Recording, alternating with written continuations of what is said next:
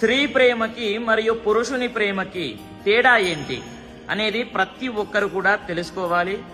ఎందుకు అని అంటే ఈ జనరేషన్లో చాలా మంది ప్రేమించుకుంటూ ఉంటారు, లవ్ అని ఏదో అని. చూడండి, చెప్తాను వినండి. ఒక అబ్బాయి ఒక అమ్మాయిని ప్రేమిస్తున్నాడే అనుకోండి. అప్పుడు అమ్మాయి చుట్టూ అబ్బాయి కొన్ని రోజులు, కొన్ని నెలలు, కొన్ని సంవత్సరాలు ఇలా తిరగాలి. తిరిగి తిరిగి తిరిగి బ్రతిమిలాడి కమ్మని మాటలు చెప్పి రకరకాలుగా వేడుకొని ఇలా చివరికి ఎలాగో అలాగా ఇష్టమైతే పెళ్లికి ఒప్పిస్తాడు. పెళ్లికి ఒప్పించిన తర్వాత అమ్మాయి ఒప్పుకున్న తర్వాత పెళ్లి చేసుకుంటాడు. చేసుకున్న తర్వాత అప్పుడు పురుషుని ప్రేమ ఆగిపోతుంది. గుర్తుపెట్టుకోండి, చాలా ఇలానే జరుగుతుంది. ఒక 100%లో 80-90% ఇలానే జరుగుతుంది. అప్పుడు పురుషుని ప్రేమ ఆగిపోయి అప్పుడు అమ్మాయి ప్రేమ మొదలవుతుంది.